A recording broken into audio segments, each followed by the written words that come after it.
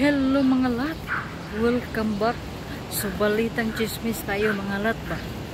Akala ko ba anong pinagkakaguluhan ang mga tao sa paligid-ligid ko, kasi busy yung inday ninyo. Makibaritis na rin kayo pag may time. So tungkol ito kay Mark, yung kumakalat na sinasabi nilang parang sa akin, parang si Mark, parang totoo. Pero minsan kasi mamaano tayo ba, akala natin pag yung isang tao may tattoo, so masasabi natin sa ating sarili, charot lang na siguro pag ang isang tao may tattoo, ang galing ba, perfect, walang angas, sayang yung tattoo niya, tattoo lang yung nagdala, pero wala binatpat charot, mahina. Mahinang nila lang, joke lang, ay magtawa rin naman kayo, di ba? Kasi yung kumakalat na skandal ni Mark, o di ba? Akala nila, pati ako, akala ko kung ano nang nangyari sa paligid-ligid ko, kasi inosente yung inday ninyo, walang alam, charot lang. Yun, hindi naman pala. Siguro malaki yun, pero di ko kasi ma-estimate kung gaano kalaki, kasi hindi ako expert sa mga ganon. But ang nakikita ko lang doon is parang hindi siya totoo ba, parang edited siya.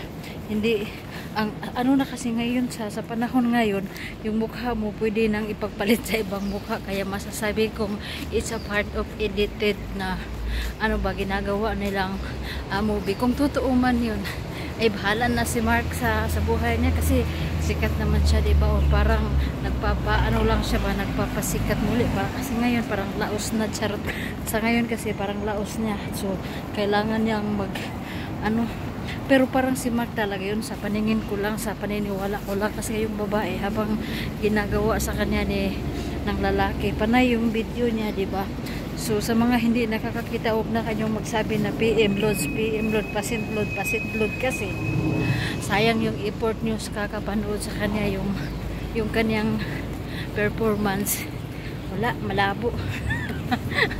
Ang angas ng inday ninyo, walang dating yung performance ni Mark, o kung si Mark yun, walang dating wala. hindi siya nakaka-excited panoorin. Mas maganda panoorin yung kumakain lang ng ice cream. Yung kay Mark, wala para sa akin, walang dating, walang ano ba. Salbahe talaga yung inday ninyo, diba?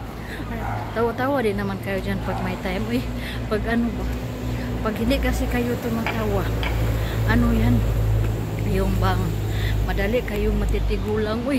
So hanggang doon na lang yung ating kabaritisan ngayong araw. So comment nyo dyan yung mga opinion nyo para masaya tayong lahat, o diba? Bye bye.